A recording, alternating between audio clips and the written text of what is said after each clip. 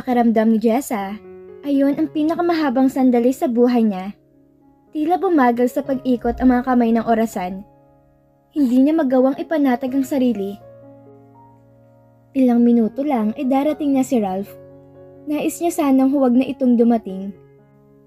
Sinisikmura na siya sa nerbiyos at nanginginig na ang mga kamay niya. Pagkatapos mabilis ay lumabas siya ng silid at tinungo ang study room. Nasa likod ng executive desk si Felipe Santiago, natitiyak niyang wala pa si Ralph. Please sit down, Jessa. And for heaven's sake, calm yourself. Umiiling ito sa nakikitang anyo niya. Naupo siya sa sofa, kasabay ng paglapat ng likod niya sa sandalan ay ang pagpasok ng kotse ni Ralph sa garahe. Humigpit ang pagkakahawak niya sa armrest at kinakabahang tumingin sa biyanan. Everything will be alright, Jessa. Pampalakas loob ni Felipe. Wala sa loob siyang tumango. Napapiglag siya nang isang warning knock ang marinig mula sa pinto at pagkatapos ay bumukas iyon at pumasok si Ralph. Sorry, I'm late. Wika ni Ralph, subalit wala sa tono nito na humihingi ng paumanhin. Anong pag-uusapan natin, Papa? His mouth snapped shut into a green line when she saw Jessa. Then he glared at his father. Akala ko'y mag-isa ka lang. Tumalikod ito upang lumabas muli ng umalingaw-ngaw ang malakas na tinig ni Felipe Santiago. Damn it, Ralph! Come back here! Mag-usap tayo kapag wala ka ng kasama, Papa. Pag-uusapan natin to ngayon. Felipe barked. At hindi aalis si Jessa. Jessa bit her lip. The knowledge that he couldn't stand to be in her company was a physical pain in her heart. Papa, hindi ko gusto maging bastos. But this is none of your damn business. I'm making it my business, Ralph.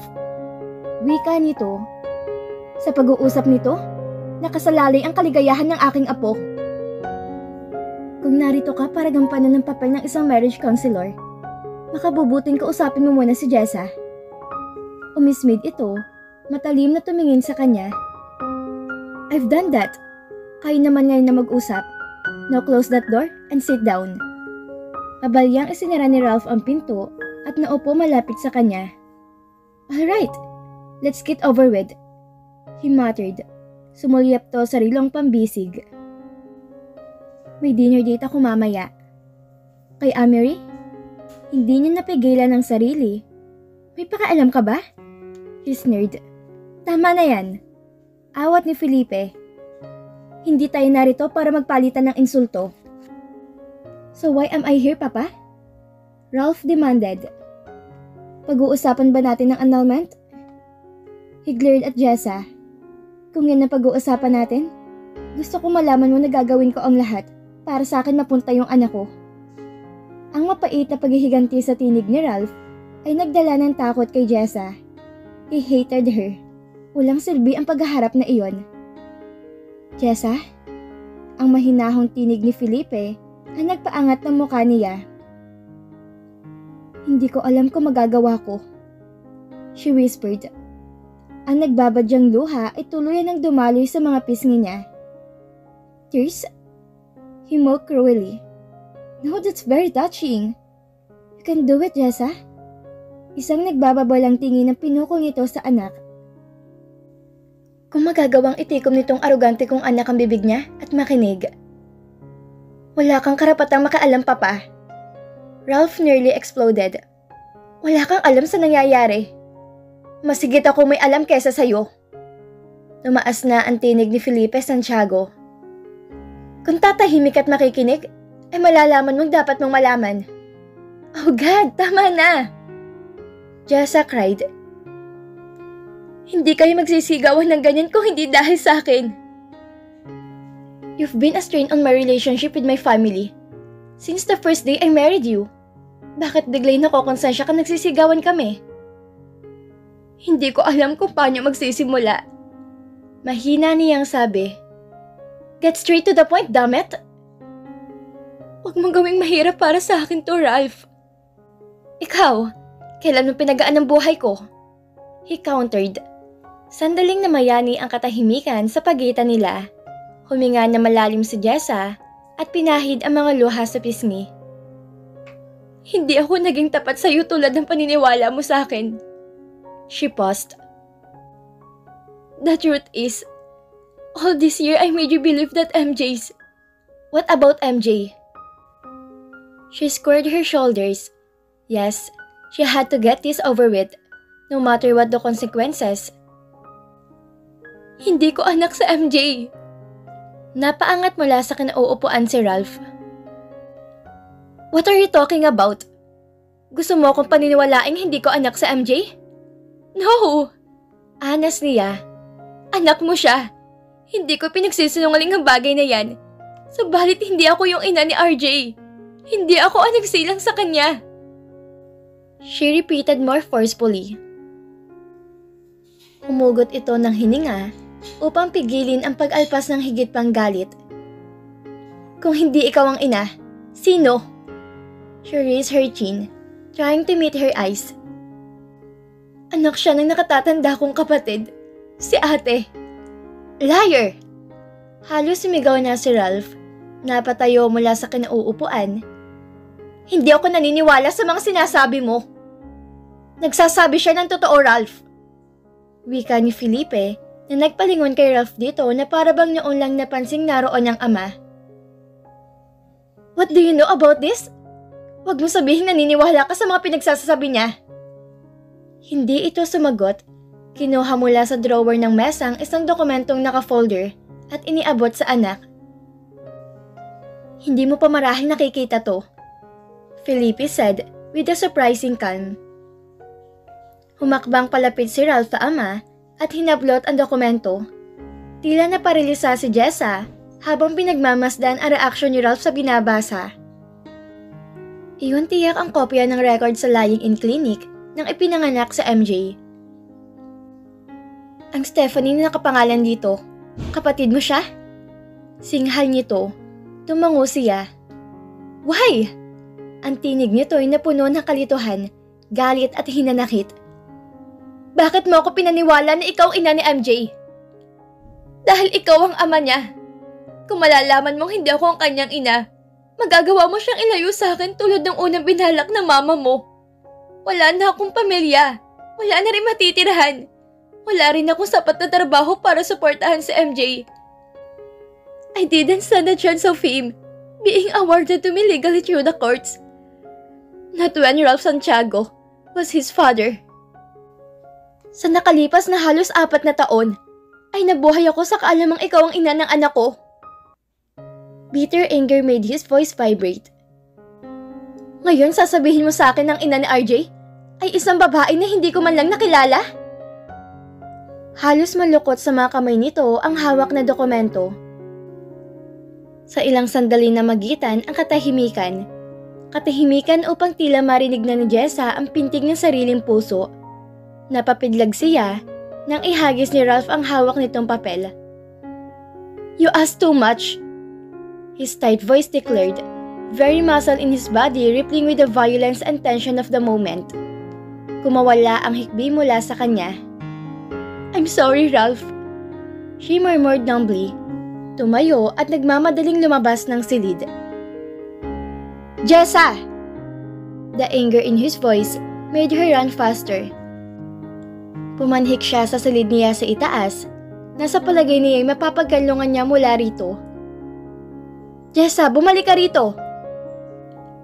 Ralph hated her when she rejected the love he offered. Lalo lang nadagdagan ang pagkamuhi nito sa kanya sa pagkaalam na ginamit niya ito sa nakalipas na mga taon. Nasulubong niya si Cordelia sa itaas, sandali siyang nahinto sa pagtakbo. Nagsalubong ang mga kilay nito sa anyo niya.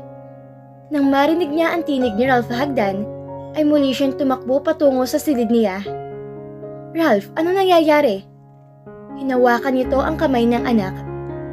Mamaya na, ma. May karapatan akong malaman ko ano nangyayari sa sarili kong pamamahay. Cordelia said angrily. You look as if you're about to strangle your wife. And I might as well. Walang Santiagong nananakit ng asawa, Ralph. Gusto kong ipaalala sa'yo yan. Saktan mong asawa mo at mananagot ka sa akin. Babala nito bago binitawan ng anak. Another time, Jessa would have smiled at that, pero malayo sa pagngiti ang nararamdaman niya. Pumasok siya sa silid niya at sinusian iyon, kasabay ng pagsara niya sa pinto ng adjacent door sa silid ni MJ ay ang marahas na pagkatok ni Ralph sa silid nila. Jessa, buksan mo ang pinto! Please go away, Ralph! Buksan mo tong pinto o sisirain ko to! Napahugot siya ng hininga. He could easily do that. Kung may bagay siyang ipinagpapasalamat, ay wala si MJ. Lumakad siya patungo sa pinto at alanganing binuksan yon. Pagbukas ng pinto, ay agad siyang umatras. She resolved not to cry nor attempt to gain his sympathy. Hindi siya karapat-dapat doon pagkatapos niyang abusuhin ng tiwala nito. Tumingin ka sa akin, Jessa. He demanded savagely. She raised her head and looked in his eyes. We could talk this in the morning, Ralph. May dinner date ka sa labas, hindi ba? No, Jessa. Pag alis ko'y natitiyak kung babalutin mo ang mga gamit mo at aalis ka. Angel nito. Tatapusin natin yung usapang to ngayon at dito. Nasabi ko ng lahat ang dapat mong malaman. Ang tangi ko lang may dadagdag ay ang katotohanan hindi kita intensyong dayain. I never meant to do that. Bakit ka nagpakasal sa akin? Sinabi ko na sa papa mo mga dahilan. Alam mong bahagi ng mga dahilang yun ay si MJ. Hindi ko may iwan sa inyong pamangkin ko. Siya na lang ang natitirang pamilya ko. And I love him like my own. She added in a whisper. Ang idea na magiging Mrs. Ralph Santiago ka ay hindi man lang pumasok sa plano mo? Panunuya ni Ralph. Titira ka sa malaking marangyang bahay. Ligtas sa pinansyal na gastusin, makapagsusuot ng damit na kahit sa panaginip ay hindi mo may susuot? Hindi ba kasama mga yun sa desisyon mo? Pride gleamed brightly in her eyes. Hindi ko itinatangging dahil sa pinansyal na dahilan, kaya ako nagtungo rito. Ralph, pero hindi para sa sarili ko kundi para kay MJ. Being a Santiago in his birthright, may karapatan siya mabuhay na tulad niyo. And I married you as a part of the package. Dahil kung tinupad mong pangako mo kay Ate Stephanie, nababalikan mo siya makalipas ng 1 linggo. Sana hindi napadali ang buhay niya. Dahil hindi siya mawawalan ng trabaho. Dahil lumalaki ang tiyan niya pero walang asawa. Sana hindi inatake sa puso ang aking ina nang hindi na kayang itago na Ate Stephanie ang paglaki ng tiyan niya. At malaman ng mama na magsisilang siya ng sanggol na walang kikilalaning ama. Itinaas niya ang mukha rito. And yes, Ralph, ipinagpapasalamat ko ang mga material na bagay na pinagkaloob ng mga Santiago sa akin bilang asawa mo. She laughed bitterly. And if you want to brand me as a scheming, gold-digging chump, go ahead. Hindi kita maaawat doon. Tila nawala nang sasabihin si Ralph. Tinitigan siya nito na matagal. Pagkatapos ay nahapong umiling to at lumakad patungo sa couch. Itinukod nito ang mga braso sa binti at ikinulong ang muka sa mga palad. May ilang sandali itong nanatili sa ganoong ayos bago muling nag-angat ng muka sa kanya. Kaya kong tanggaping hindi ikaw ang ina ni MJ at ang mga dahilang sinabi mo. Kaya kong paniwalaan yun. Pero ang kaalaman ng kapatid mong ina niya, hindi madaling tanggapin, Jessa. Dahil paano ko gagawin yon? Kayong kahit isang bahagi ng alaala niya hindi man lang sumasagi sa isip ko. You were drunk. That's given. Pero anumang lasing ang isang tao, matatandaan niyang kahit na bahagyang pangyayari sa araw na yon. And I don't remember a thing. Damn it, ipaalala mo sa akin. Humakbang si Jessa patungo sa dresser at kinuha mula sa loob ng bag niya ang wallet. Mula roon ay inilabas ang larawan ng kapatid. Iniabot yon kay Ralph. This is Stephanie, Ralph. Tinitigan ni Ralph ang larawan. She's beautiful. Pero wala akong natatanda ang nakilala ko siya, Jessa. O nakita ko man siyang kasama mo ng gabing yun sa party. Hindi ko mauunawaan kung bakit hindi mo siya matandaan. Lumalim ang kunot sa noo niya. Magkasama kami natin Stephanie sa party na yon, ng anak na may-aring travel agency na ginanap sa Puerto Galera. Pinilit ko siyang isama ako. She paused, recalling to mind how sisters spent a fortune in a taxi from Manila. Nasa kainitan ng party nang dumating kami. I remember that night, he said huskily. Nakita kita nang pumasok ka sa pavilion. Only you. I couldn't take my eyes off of you. Your youth and innocence made you shine that night. Mapait siyang ngumiti. Luma ang damit ko at ako lang ang mukhang estudyante. Katunayan ay mukha kong alalay ni Ate Stephanie. Hindi ko inisip na may makakapansin sa akin. I did, Jessa. I saw an uncapped diamond. Naupo ka sa pinakasulok na mesa. I watched you for minutes. A lovely young woman sitting in the semi-darkened corner. Nilapitan kita at nagpakilala ko sa'yo. Niyayang sumayaw. You almost said no. She inhaled deeply. Natatandaan niya ang kabang nararamdaman na makitang paglapit ni Ralph. Sa isang kamay nito ay baso ng alak at hindi ito halos makalakad ng tuwid dahil sa nainom. Frightened, her eyes searched the sea of face for her sister. Subalit hindi niya matanong si Stephanie sa grupo niyang mga tao. Hi, bati ni Ralph. The lopsided smile was seductive and dangerous. What's a nice girl like you doing in a place like this? Gasgas ng linyang yan. She almost stammered. Pride made her conquer her fear and insecurities that he didn't belong. He laughed. The large and perfect teeth shone in a semi-darkened color. When the laughter subsided, dinala nito sa bibig ang baso ng alak at dire-diretsong inubos ang marami pang laman niyon. Pabagsak na inilapag nito sa kalapit na mesa ang walang lamang baso. Nilahad nito ang kamay sa kanya. I'm Ralph Santiago. Napasinghap si Jessa. Ralph Santiago? Ang lalaking sinasabi ng kapatid niyang isa sa mga bisita sa gabing iyon. Na ang Ralph Santiago na ito ay anak na milyonaryo na minsan na itong nakatagpo ng kapatid niya sa travel agency nang si Stephanie mismo ang nag-asikaso ng traveling papers nito sa pag-alis nito patungong Japan. Ralph Santiago was the very reason Sharon attended the party that night. Nakatitig siya sa kamay ni Ralph na nanatiling nakalahad. May I dance with you? Pagkaway sabi nito nang hindi niya sabihin ang pangalan. Please, I don't bite. I just want to dance. Ang nakikiusap na tono nito ang nag-udyok sa kanyang tumayo. Sa isang kisip matay, natagpuan niyang sariling nasa mga bisig nito. At ni hindi sila lumayo. On the very spot where Ralph stood, they danced. Iyon ay kung sayaw na matatawag ang ginagawa nila. She was too tense and afraid that Ralph might have heard the loud beatings of her heart. Hindi niya naintindihan ang nararamdaman. It felt heaven being held in his arms. Ang amoy ng alak na humalo sa mabangong hininga nito ay tila aphrodisiac. Nararamdaman niya ang mga labi nito sa buhok niya.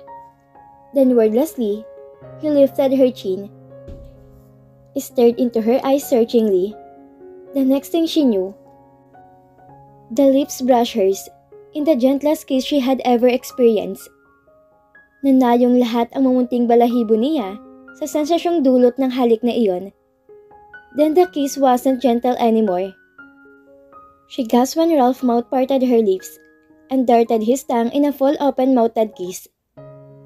Jessa moaned and melted in his arms. Nawala ng lakas ang mga binti niya.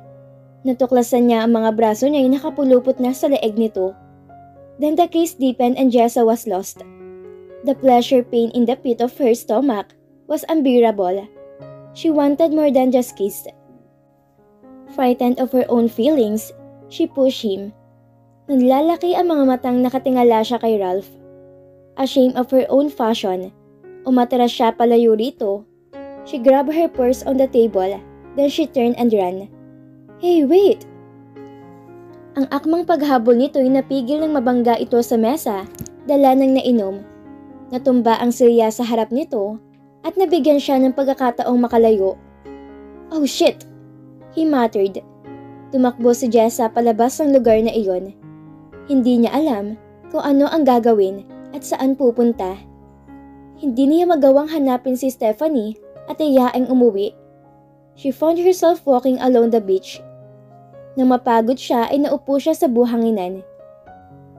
Image of Ralph occupied her mind.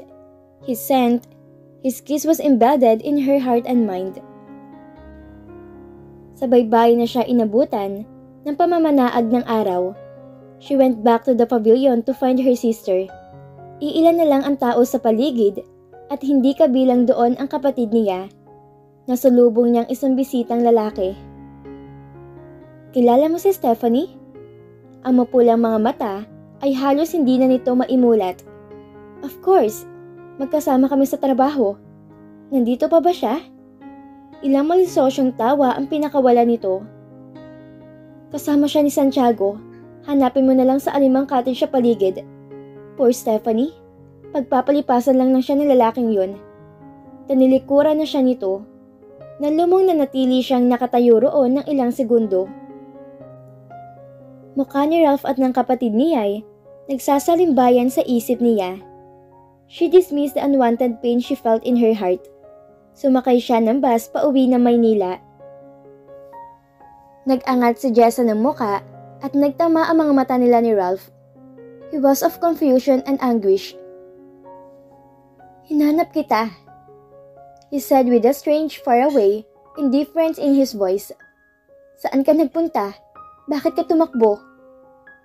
"Natakot ako sa damdamin ko sa'yo. At the same time, alam kong ikaw ang dahilan kung bakit dinaluhan ni Ate Stephanie ang party na yon." He shook his head with exasperation. "Natatandaan akong nagtungo ako sa bar, humingi ng isang bote ng scotch, at pagkatapos ay kumuha ko ng isang cottage, at doon nagpatuloy uminom mag-isa. Jessa, I swear, I spent the night alone, ni hindi ko natatandaan ang kapatid mo. I never met her." "You were too drunk to remember, Ralph. Hindi magsisinungaling sa Ate Stephanie nang sabihin niya magkasama kayong dalawa sa buong magdamag. She was so guilty and thankful I came home safely. I learned everything about you from her. Kung saan ka nagtatrabaho, kung saan kayo nakatira." "Sinabi ba niya mismo ang pangalan ko?" He shook his head wearily. Ilang beses na nilang binalikan ng usapang iyon. "She did. Kasama ang pangako magkikita kayo muli makalipas ang 2 linggo. Dahil aalis ka papuntang Japan. Pero hindi ka tumupad sa pangako. Buong term ni MJ ay nakikita ko ang walang sawang paghihintay ni Ate Stephanie sa pagdating mo. Pinaniwalaan niya ang sabihin mo sa kanyang mahal mo siya." Ralph groaned in anguish. "That's why you hated me? Nagpakasal ka sa akin upang makapaghigante? 4 years ago, I would have said yes to that. Now these past weeks, hindi na pumasok sa isip kong bagay na yon. Mas natatakot akong matuklasan mong kasinungalingang anak ko sa MJ. At nang sabihin mong mahal mo ako, at na isa sa dahilan ang pag-ibig mo, ay ang katapatan ko." Humugot siya ng hininga. "Mas gusto ko na lang na maglaho kaysa kasuklaman mo ko. Pinilit ka ba ni Papa na magtapat ngayon? Iminungkahi niyang walang makabubuti, kundi ang malaman mo." Pag-amin niya. "Bakit hindi mo na lang hinayaan magpatuloy ako maniwala na ikaw ang ina ni MJ? I would never know." She bit her lip. "You would. Kung hihilingin mong higit pa sa yakap at halik ang mamamagitan sa ating dalawa. Kung hihilingin mong maging tunay akong asawa, malalaman mong hindi ako nagsilang kay MJ." Ralph stared at her unbelievingly. Bahagyang ipinilig ang ulo na tila ba hindi nito maintindihan ang sinabi niya. Humakbang ito palapit sa kanya. Hinawakan nito ang mukha niya at itinaas. His gaze held hers with burning intensity. "Are you telling me that?" Napaungol ito nang mabasang kasagutan sa mukha niya. She sobbed in his chest, wishing he would hold her like this forever. Oh God, Jessa, my virgin little wife. Forgive me, Ralph, she murmured. I love you so much. Bahagya siyang inilayo nito. Dahil ba kay MJ kaya madali para sa iyong sabihin yan? He demanded. Natatakot ako mawala siya sa iyo. Kung hindi mo ako mapapatawad, kung ilalayo niya sa akin sa MJ. She closed her eyes tightly. Hindi ko siya kayang ipaglaban at wala akong magagawa. Pero sana'y malaya ko siya madadalaw. Still, that doesn't change my feelings for you. Tumingala siya rito. I love you. Please believe that. At maisip ang tungkol sa inyo ni Ate Stephanie ay nagdudulot sa akin ng matinding sakit. Stephanie again? He cut her off in frustration. Mananatili siyang nasa pagitan nating dalawa, Jessa. The blankness of that night haunts me. Hindi ko alam kung paniniwalaan mo ko. But I have never taken a woman who didn't know the score. Pinakawalan siya nito at humakbang patungo sa bintana. Blanko tong nakatanaw sa labas.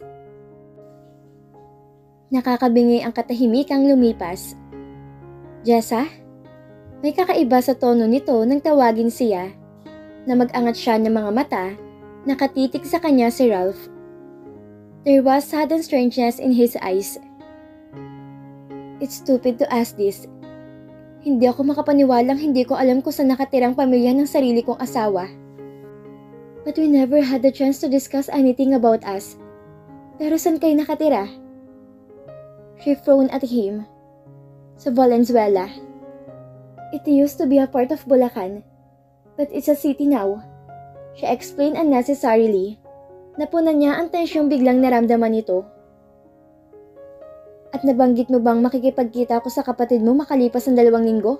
Dahil aalis ako patungong Japan? Ralph, bakit kailangang ulit-ulitin ko? Sa 2 hakbang ay nasa harap na niya ito.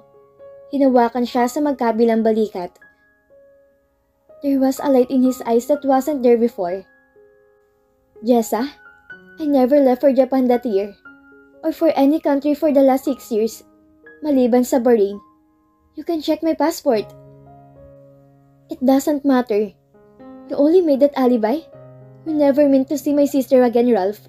There's no use to bring back the pain. Again, he cut her off. Jessa, it was Rafael who left for Japan the next evening. 10 araw siya roon kasama ng papa para sa on-the-job training niya. Ang kapatid ko ang kasama ng kapatid mo na gabing yon. Malinaw na binigkas ni Ate Stephanie ang pangalan mo, Ralph. She declared sadly.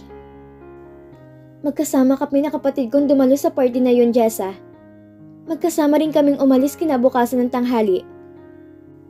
I remember he mentioned about this beautiful woman he spent the night with and thinks he's in love. And that he would see her again once he returned from his Japan trip. Pinagtawanan ko siya. Ralph, please. And Rafael was called Ralph by his friends. Nagliwanag ang mukha nito at humigpit ng humigpit ang pagkakahawak sa mga balikat niya. Pinigil niyang mapangawi sa sakit. Ralph, oh God, can you see? It sounded the same. Now she was confused. Oh God, Jessa, it wasn't me. It was Rafael. Mahigpit siyang niyakap nito. And my brother came back for your sister. He whispered in her hair, a mixture of relief and anguish struck in his body. Sa MacArthur Highway siya na aksidente. 2 araw matapos siya makabalik mula sa Japan. Nabangga ang kotse niya ng truck ng beer. Kumawala siya mula rito. That explains all the similarities your mother noticed between MJ and your brother. And while Stephanie was heavy with your child, my brother kept on fighting for his life.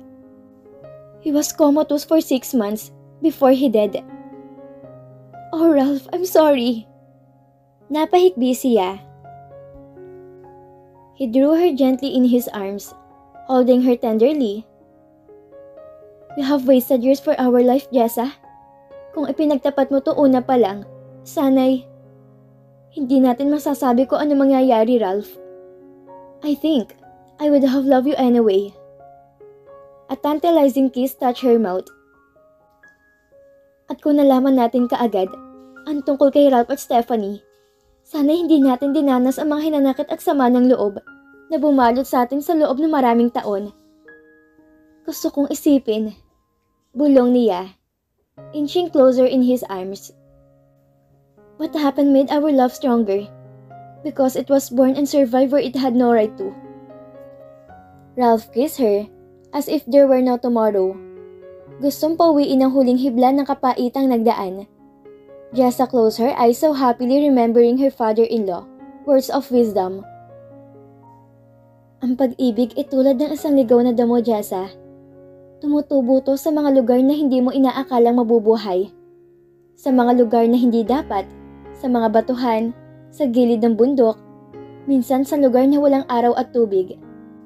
And a love like that, able to surpass all the obstacles in the most precious of all.